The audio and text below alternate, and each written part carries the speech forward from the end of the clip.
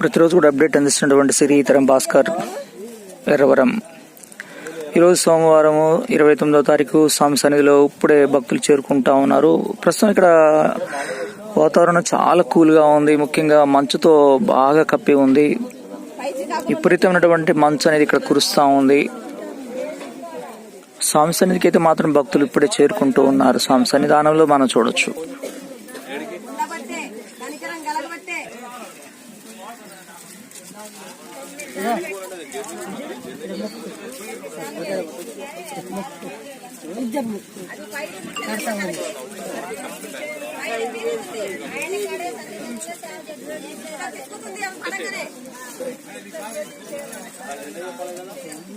మనం కూడా ఇన్నే